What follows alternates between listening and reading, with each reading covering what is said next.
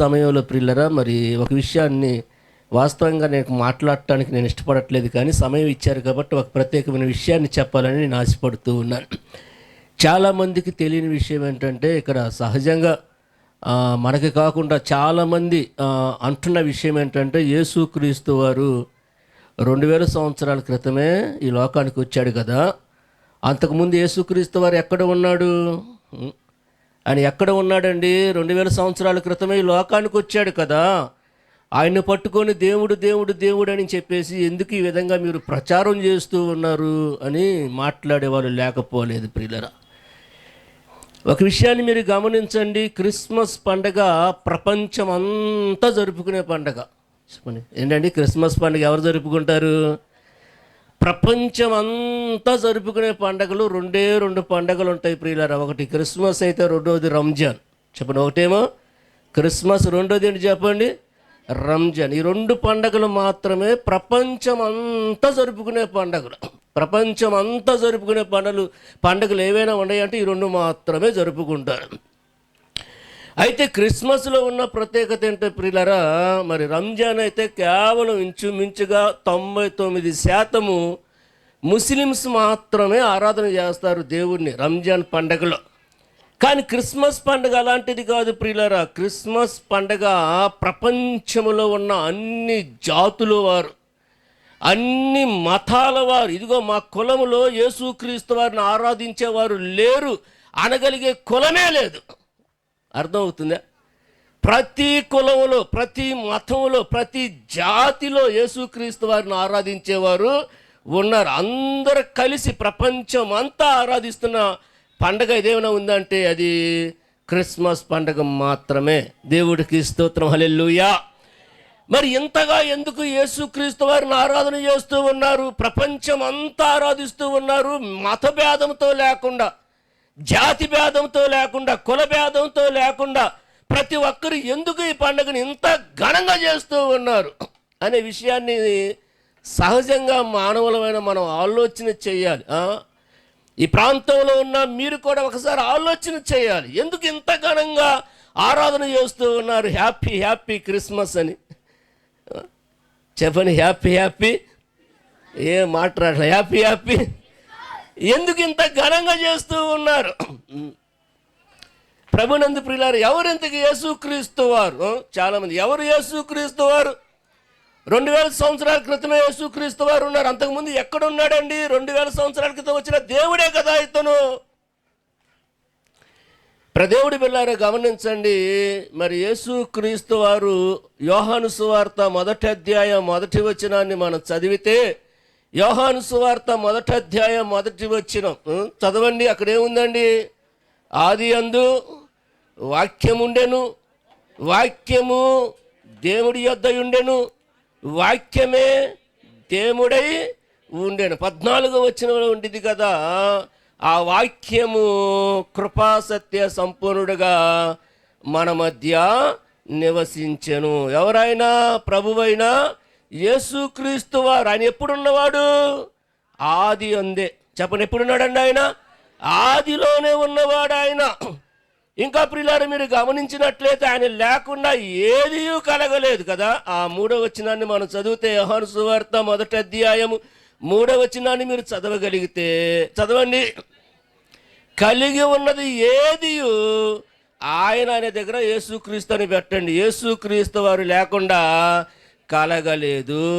చూడండి, యేసుక్రీస్తు వారు 2000 సంవత్సరాల క్రితం ఉన్నవాడు కాదు ప్రియులారా. ఆదిలోనే ఉన్న దేవుడు, సృష్టికి ప్రారంభంలో ఉన్న దేవుడు ఆయన.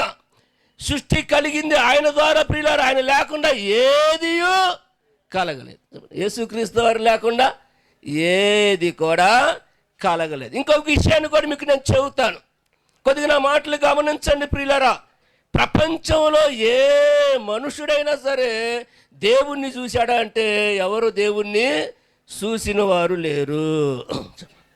దేవుణ్ణి ఎవరిని చూశారా అమ్మ? దేవుణ్ణి ఎవరిని చూశారా?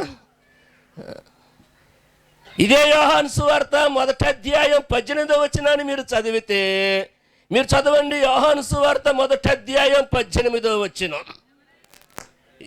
మాట రావట్లేదు, చదవండి. ఎవడును ఆ, దేవుణ్ణి ఎవరు చూడలేదంట? ఎవడు కూడా దేవుణ్ణి చూడలేదు. ఎవరు చూడలేదు దేవుణ్ణి.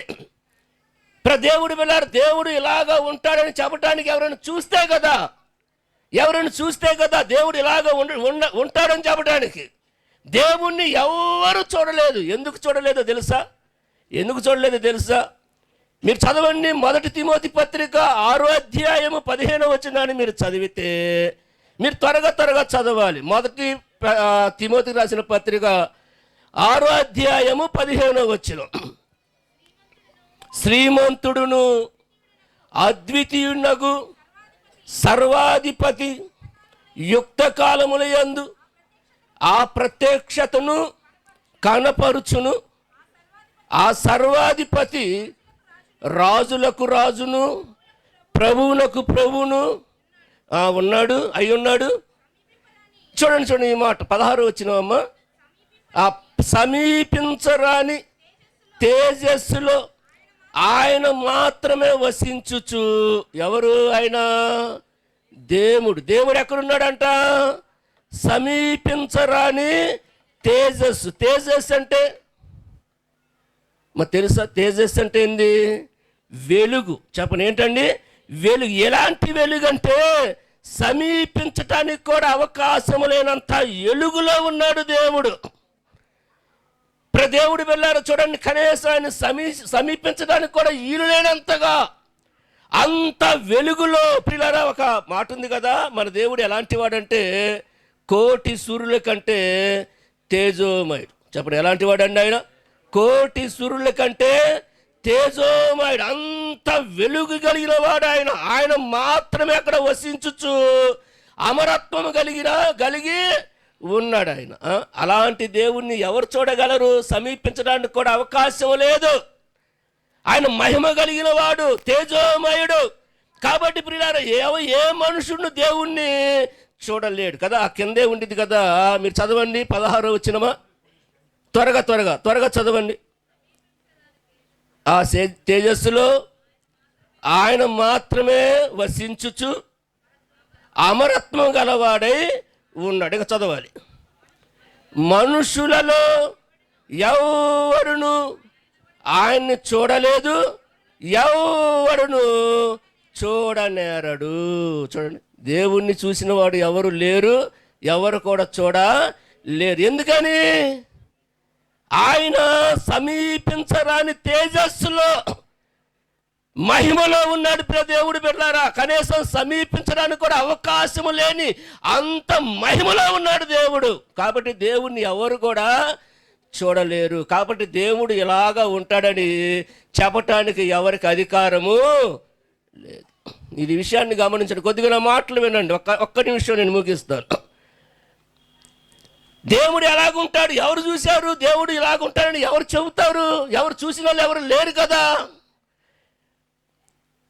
మీరు ఇప్పుడు గమనించండి ప్రియులారా, దేవుడు ఎలాగో ఉంటాడు. హెబ్రీ పత్రిక 1వ అధ్యాయం 3వ వచనాన్ని మీరు చదివితే, హెబ్రీ పత్రిక 1వ అధ్యాయం 3వ వచనం త్వరగా చదవండి. ఆయన అంటే ఎవరైనా? ప్రభువైనా యేసుక్రీస్తు వారు అంట దేవుని యొక్క తేజస్సును. ఆ తేజస్సు అనే దగ్గర ఏముండిద్దంటే అమ్మా, ఏమని రాసింది? ప్రతిబింబము. ఎవరంట ప్రతిబింబము? దేవుని యొక్క ప్రతిబింబం ఎవరు? ప్రభువైన యేసుక్రీస్తు వారు. ప్రతిబింబం అంటే చెప్పండి, ప్రతిబింబం అంటే తెలుసా తెలీదా? అద్దాలు ఉన్నాయి మిల్లల్లో. అద్దాలు ఇప్పుడు చూసుకున్నాం మనం. అద్దంలో ఏమాగపడిద్ది? మన ప్రతిబింబం. మనం ఎలాగుంటామో అలాగనే ఉండిద్దా అద్దంలో? లేకపోతే మనలాగా ఉండకుండా మన నల్లగా ఉంటే తెల్లగా ఏం కనబడతామా? చెప్పండి.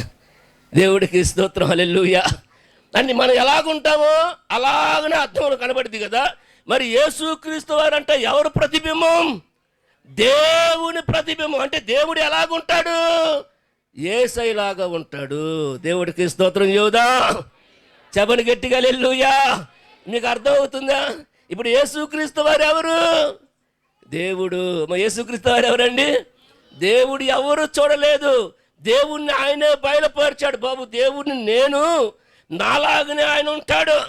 దేవుని ప్రతిబింబం ప్రభువైన యేసుక్రీస్తు వారు. నువ్వు దేవుణ్ణి ఆరాధించాలంటే యేసుక్రీస్తు వారిని తప్ప ఇక దేని పడితే దాన్ని ఆరాధించడానికి వీలు లేదు.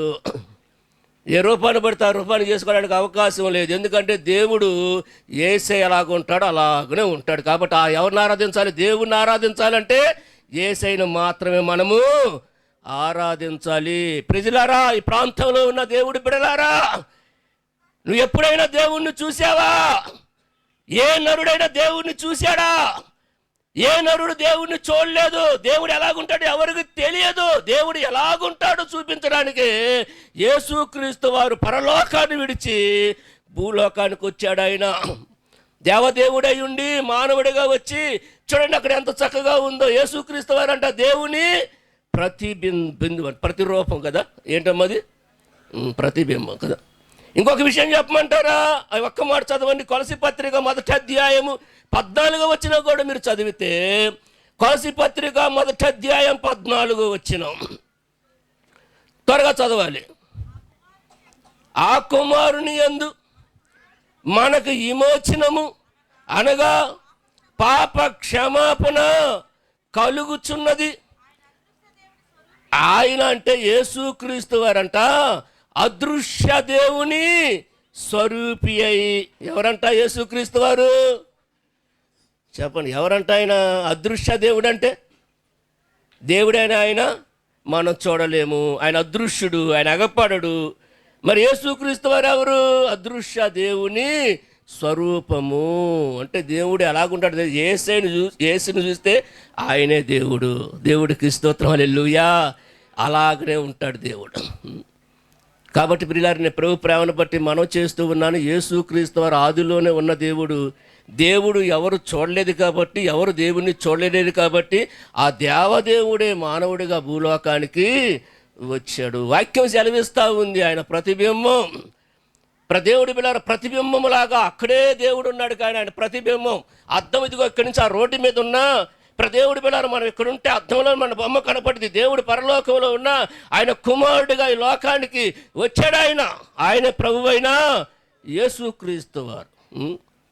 కాబట్టి ప్రియులారా, మీరు దేవుణ్ణంటూ ఆరాధన చేస్తే యేసుక్రీస్తు వారిని మాత్రమే మనము ఆరాధించాలి. ఎందుకంటే ఆయనే దేవుడు కాబట్టి ప్రియులారా, ఈ ప్రాంతంలో ఉన్న ప్రజలారా, ఈ సత్యాన్ని గమనించి క్రిస్మస్ శుభదినాల్లో మరి యేసుక్రీస్తు వారి దగ్గరికి వచ్చి ఆయన స్తుతిస్తే యేసుక్రీస్తు వారు మన జీవితాల్లో నెమ్మది, సంతోషం, ఆనందాన్ని అనుగ్రహించి అన్నిటికంటే ప్రాముఖ్యంగా రక్షించి పరలోక రాజ్యాన్ని దేవుడు మనకి ప్రసాదిస్తాడు. మరి అలాంటి కృపా దీవులు ఈ ప్రాంతవాసులందరికీ దేవుడు దయచేయును గాక. ఆమెను సమయం ఇచ్చిన దైవ సేవకులకి నా హృదయపూర్వకమైన వందనాలు తెలియపరుస్తూ ఉన్నాను.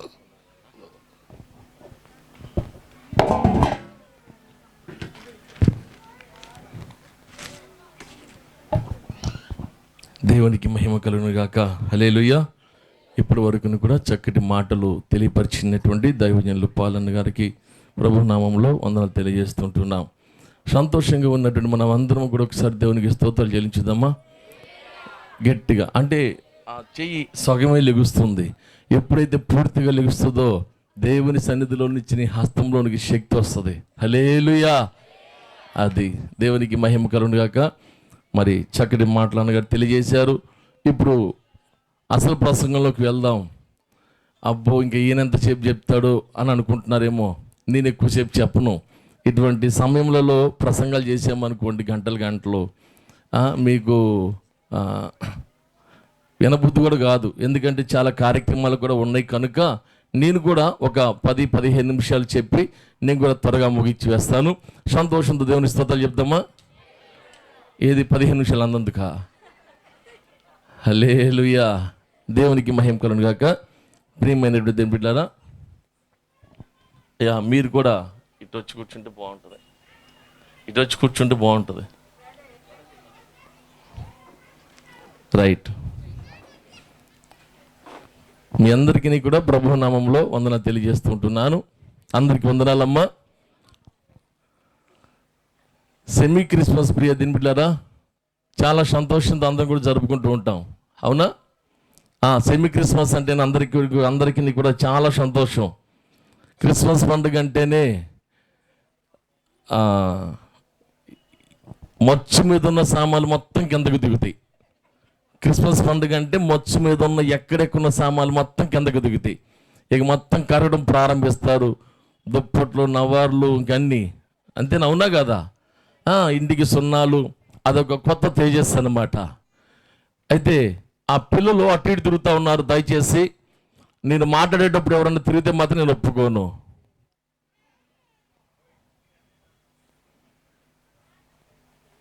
రైట్, కొద్ది నిమిషాలు మీరందరూ కూడా నా వైపు చూడాలి, ఎటు కూడా చూడొద్దు. ఇంకా యవనస్తులు బాయ్ అందరు నా వైపు చూడాలి.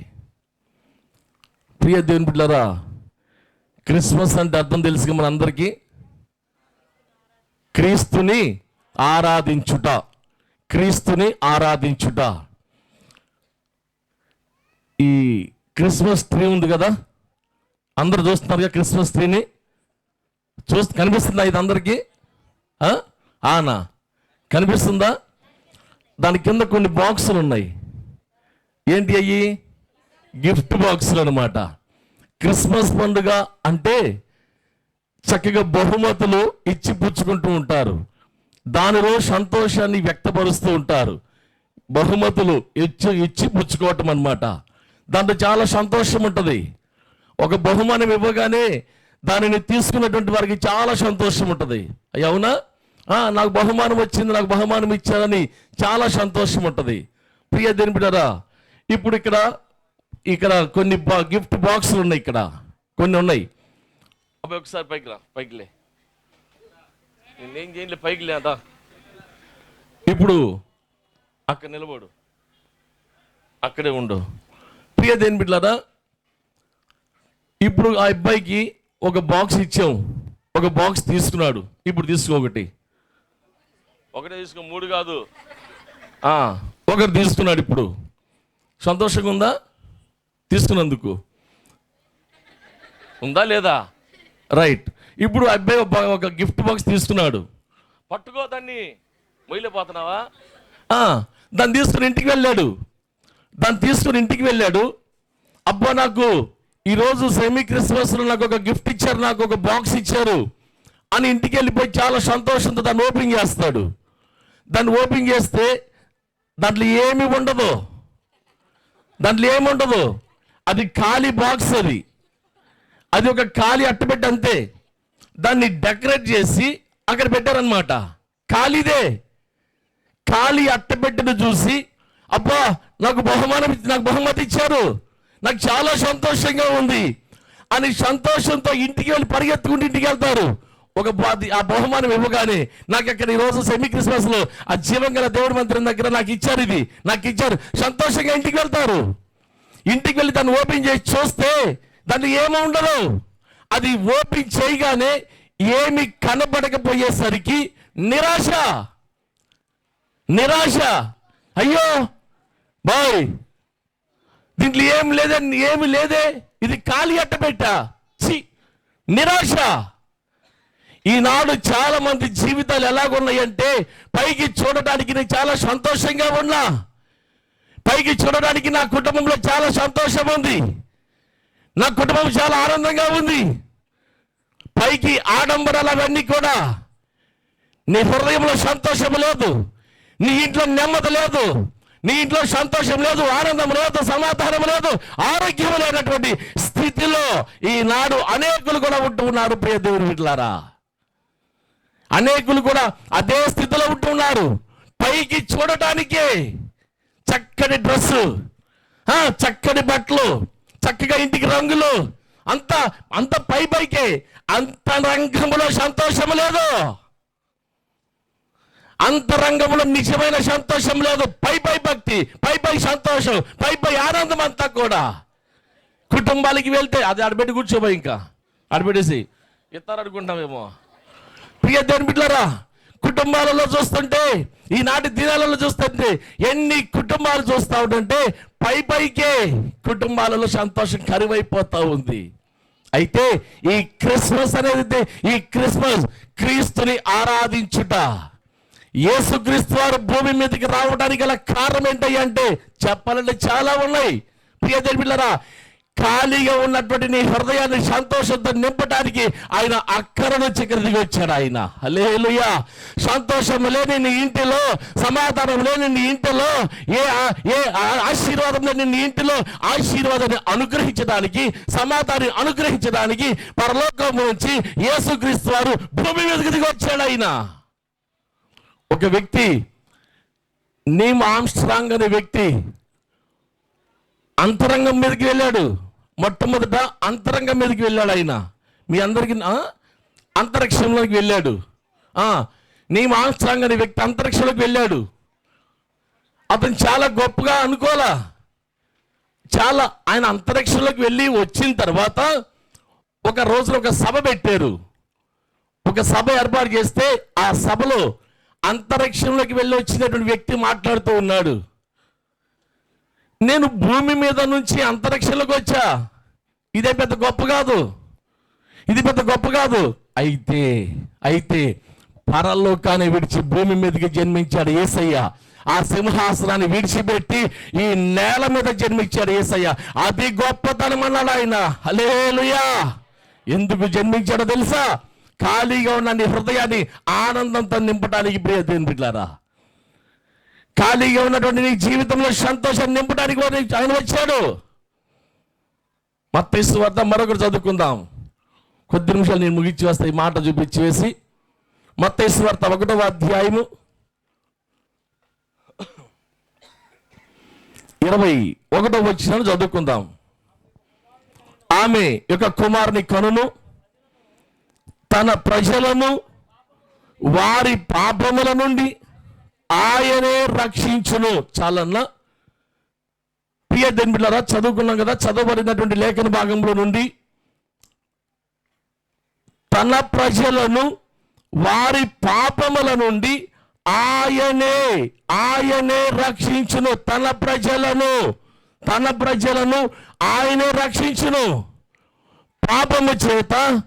పాపము చేత మరణానికి అతి సమీపంగా ఉన్నటువంటి ఈ మనుష్యుణ్ణి ఆ పాపము బంధకాల నుంచి విడిపించి రక్షించి నిత్య జీవాన్ని ఇవ్వటం కొరకై యేసుక్రీస్తు వారు ఆ పరలోకాన్ని విడిచి భూమి మీదకి దిగి వచ్చాడు. ఆయన హల్లెలూయా. నశించిపోతున్నటువంటి ఈ మానవ జాతిని రక్షించడం కొరకే యేసుక్రీస్తు వారు ఈ భూమి మీదకి దిగి వచ్చాడు. మరి ఎవరి వల్ల కూడా నీకు రక్షణ కలగదు, మరి ఎవరి వల్ల కూడా నీ పాపానికి విమోచన కలగదు, మరి ఎవరి వలన కూడా నువ్వు నిత్య జీవానికి నువ్వు వెళ్ళలేవు. అది యేసుక్రీస్తు వారు ఒక్కరి వలన మాత్రమే జరుగుతుంది. హల్లెలూయా. ప్రియ దేవుని బిడ్డలారా, జ్ఞాపకం చేసుకోనండి. అయితే చాలా మంది, కొంతమంది కూడా మాట్లాడతారు, ఆ దేవుడు తెల్లోళ్ళ దేవుడని, ఇంగ్లీష్ వాళ్ళ దేవుడని మాట్లాడుతూ ఉంటారు. ప్రియ దేవుని బిడ్డలారా, గమనించండి. యెషయా గ్రంథము 9వ అధ్యాయము 6వ వచనం. యెషయా గ్రంథము 9వ అధ్యాయము 6వ వచనం. ఏలయనగా మనకు శిశువు పుట్టెను. చాలమ్మా, జాగ్రత్త గమనించండి. ఏలయనగా మనకు శిశువు పుట్టెను, మనకు కుమారుడు అనుగ్రహింపబడెను. ఇప్పుడు ముందు సౌండ్ వినిపిస్తుంది. వివాహము జరిగినటువంటి దంపతులు ఉన్నారనుకోండి, నూతనంగా వివాహము జరిగిన దంపతులు ఉన్నారనుకోండి, వారికి పిల్లలు పుడితే వాళ్ళు ఏమంటారు? నాకు కొడుకు పుట్టాడు అంటారు, లేదా నాకు కూతురు పుట్టింది అంటారు. అవునా? అవునా కాదా? కుర్చీలలో కూర్చొని చెప్పండి, అవునా కాదా? నాకు అయ్యా నాకు కొడుకు పుట్టాడు, అయ్యా నాకు కూతురు పుట్టింది అని చెప్పుకుంటారు. ఇక్కడ ఒకసారి ఈ మాట మరలా చదవండి. ఎలా అనగా ఏమన్నాడు అక్కడ? అమ్మ ఏమన్నాడు? మనకు. అది ఏకవచనం కాదు, అది ఏకవచనం కాదు, మనకు అన్నాడు అక్కడ. మనకు శిశువు పుట్టాడు. మనకుంటే అందరూ. అందుకని ఒక చోట అంటారు, యేసుక్రీస్తు అందరికీ ప్రభువు, కొందరికి కాదు ఆయన. కొందరికి కాదు, సమస్త మానవాళికి, సమస్త జీవకోటికి ఆయన ప్రభువై ఉన్నాడు, ఆయన దేవుడై ఉన్నాడు. ఈ విషయాన్ని అనేకులు గ్రహించిన స్థితిలో ఉంటున్నారు. ప్రియదేని బిడ్డలారా, ఇక్కడ అంటున్నాడు, మనకు శిశువు పుట్టెను, మనకు కుమారులు అనుగ్రహింపబడెను, మనకు కుమారులు అనుగ్రహింపబడెను. మనకు ఎవరి కోసం? ఎవరికయ్యా? పాపపు బంధకాల్లో చిక్కుకున్నటువంటి మనల్ని ఆ పాపం నుంచి విడిపించిన కొరకే ఆయన పరలోకాన్ని విడిచి, ధవల సింహాసనాన్ని విడిచి భూమి మీద జన్మించాడు ఆయన.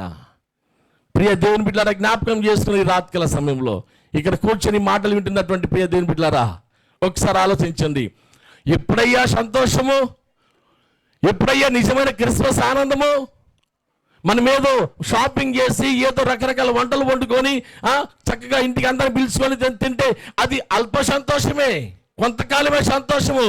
ఎప్పుడయ్యా నిత్య సంతోషం? ఎప్పుడయ్యా నీ జీవితంలో ఎప్పుడు సంతోషము ఎప్పుడు అనుగ్రహింపబడుతుందంటే, ఎప్పుడైతే యేసుక్రీస్తు వారిని నీ సొంత రక్షకునిగా, సొంత రక్షకురాలుగా నువ్వు అంగీకరిస్తావో, యేసుక్రీస్తు వారిని జీవితంలో చేర్చుకొని ఆయన బిడ్డగా ముద్రించబడి ఆయన బిడ్డగా నువ్వు జీవిస్తావో, నీ జీవితంలో నిజమైన క్రిస్మస్ ఆనందం కలుగుతుంది. దేవునికి మహిమ కలుగును గాక. నేను ముగిస్తున్నాను. ప్రియదేని బిడ్డలకు జ్ఞాపకం చేసుకోండి, ఈ రోజు మనం జరుపుకుంటున్నటువంటి సెమీ క్రిస్మస్, ఈ ఆనందము ఈ రోజుతో పోకూడదు. ఇది నిత్యము మన జీవితాల్లో ఉండాలి అంటే నీ హృదయంలో యేసయ్య ఉండాలి. ఉండునుగాక, ఉండునుగాక. అదిగో సూచనలు వస్తున్నాయి, ముగిస్తున్నా. ప్రియదేని బిడ్డలకు జ్ఞాపకం చేసుకోండి. కనుక ప్రతి ఒక్కరు ఇక్కడ కూర్చున్నటువంటి ప్రతి ఒక్కరు కూడా మరి అయ్యా, ఒక డిసెంబర్ 25వ తారీఖు మాత్రమే కాదు మన క్రిస్మస్ ఆనందం. అయ్యా, నాకు సంవత్సరం అంతా 365 రోజులు కూడా నా జీవితం సంతోషంగా ఉండాలి, నా బ్రతుకు సంతోషంగా ఉండాలి, ఆనందంతో ఉండాలి, ఆశీర్వాదకరంగా ఉండాలి, ఆరోగ్యకరంగా ఉండాలి అని నువ్వు ఆశించినట్లయితే, ఈ దినమే ఇంకా ఒకవేళ యేసుక్రీస్తు నువ్వు అంగీకరించినట్లయితే కనుక ఆయనను అంగీకరించి ఆయన నీ హృదయంలో చేర్చుకొని ఆయన బట్టి నువ్వు బ్రతికినట్లయితే, నువ్వు జీవించినట్లయితే ఆ ఆనందము నీకు అనుగ్రహింపబడును గాక. ప్రార్థన చేసుకుందాం, ప్రార్థన చేసుకుందాం. అందరూ కూడా ప్రార్థన చేద్దాం. ప్రార్థన అనగానే కన్ను మూసివేయాలి, ఇంకెవరికి సౌండ్ అనేది రాకూడదు. ఇంకా స్తోత్రము నాయన, స్తోత్రమయ్యా. ప్రార్థన చేద్దాం అందరం కూడా. స్తోత్రం, స్తోత్రం. నిజమే ప్రభువా, ఈ క్రిస్మస్ ఆనందం ఈ ఒక్క రోజుతో పోకూడదు నాయన. నా జీవితంలో నిత్యం ఈ క్రిస్మస్ ఆనందం ఉండాలి ప్రభువా. నిత్యం ఈ యొక్క క్రిస్మస్ సంతోషాన్ని నా కుటుంబం నిత్యం అనుభవించాలయ్యా. ఇంతకాలము కూడా నిన్ను విడిచి బ్రతికి నిన్ను జీవించాను ప్రభువా. ఇదిగో ఈ సమయంలో నాయన నిన్ను నా హృదయంలో చేర్చుకుంటున్నాను ప్రభువా. నీ బిడ్డగానే నేను జీవిస్తానయ్యా, నీ బిడ్డగానే ముద్రించబడతాను ప్రభువా. ఇది మొదలుకొని నాయన నీ కుమారుడిగా, నీ కుమార్తెనే బ్రతుకుతాను ప్రభువా. ఒక చిన్న తీర్మానం తీసుకుంటావా ప్రియదేని బిడ్డలారా? ఆ సంతోషము, ఆ క్రిస్మస్ ఆనందము దేవుడు నిత్యము నీ కుటుంబానికి అనుగ్రహించాలి. స్తోత్రం అయ్యా. అయ్యా, ఈ ఆనందం నాకు కావాలయ్యా. నా బిడ్డల జీవితంలో ఆనందం ఉండాలి, నా కుటుంబంలో ఆనందం ఉండాలి, నిత్యము నా కుటుంబము దీవెనకరంగా ఉండాలి ప్రభువా. సహాయము చేయి, సహాయము చేయి. పరిశుద్ధుడైన తండ్రి, మీకు వందనాలు, స్తోత్రాలు చెల్లిస్తుంటున్నాము నాయన. ప్రార్థించి ప్రారంభించినటువంటి ఈ యొక్క సెమీ క్రిస్మస్ కార్యక్రమంలో ఇప్పటి వరకు కూడా మీ ఆత్మ సహాయంతో అయ్యా జరిగించారు, మీకు వందనాలు. మొదటిగా దైవజనులో నుంచి అయ్యా మీరు మాట్లాడినటువంటి ప్రతి మాటను బట్టి కూడా మీకు వందనాలు, స్తోత్రాలు చెల్లిస్తుంటున్నాం. రెండోదిగా నాయన, ఇదిగో నాయన మాట్లాడిన ప్రతి మాట మీ బిడ్డలు విన్నారు నాయన. వారు వినిన ప్రతి మాట హృదయమునందు భద్రము చేసుకొని మీ బిడ్డలుగా జీవిస్తూ నిజమైన క్రిస్మస్ ఆనందాన్ని నిత్యము వారి వారి జీవితంలో, వారి వారి కుటుంబములలో అనుభవిస్తూ మీకు సాక్షులుగా జీవించే కృప అనుగ్రహించని ప్రార్థన చేస్తుంటూ ఉన్నాం. చేరి వచ్చిన ప్రతి బిడ్డని, ప్రతి కుటుంబాన్ని కూడా మీరు దీవించమని, ముందున్నటువంటి కార్యక్రమం అంతా కూడా మీ నామానికి మహిమకరముగా జరిగించమని యేసుక్రీస్తు పరిశుద్ధమైన నామమున అడిగి ప్రార్థించి వేడుకుంటూ ఉన్నాము తండ్రి. ఆమేన్. అందరు చెప్పిన ఆమేన్ అనండి.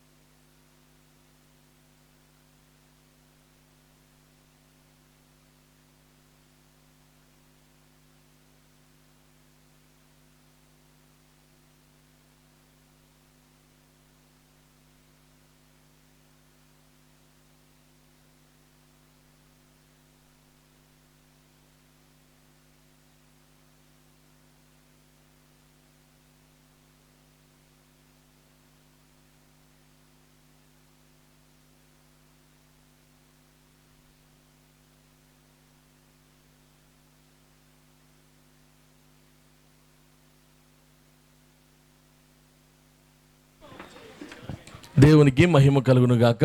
మరి ఈ సమయంలో మరి చిన్న పిల్లలు మరి ఎన్నో రోజులుగా వారు కష్టపడి ప్రయాసపడి నేర్చుకున్నటువంటి మరి నృత్యాలు అవన్నీ కూడా ఇప్పుడు ప్రదర్శింపబడతాయి కనుక మరి చక్కగా అందరు కూడా చూసి ఆనందించవలసిందిగా మనం చేస్తుంటున్నాను. ఎవరు కూడా బాగోలేదని చెప్పకుండా అది బాగోకపోయినా భలేగేశారని మాత్రం మెచ్చుకోవాల్సిందిగా మనం చేస్తున్నాను. హల్లెలూయా. పిల్లలు ఎవరు మాట్లాడదు, ఇంకా మిమ్మల్ని లెగమంట. హలో ఇట్రా, ఎందుకు లేచావు నువ్వు పైకి? కూర్చో. నువ్వేంది మాయ ఉన్నావు నువ్వు కూడా? దా అదే అదే మొత్తం దేనికి దాకా ఉన్నాయా? మొత్తం శివ దేనికి దాకా అన్నీ ఉన్నాయా? సాంగ్స్ అన్నీ. ఈ సమయంలో మొట్టమొదటిగా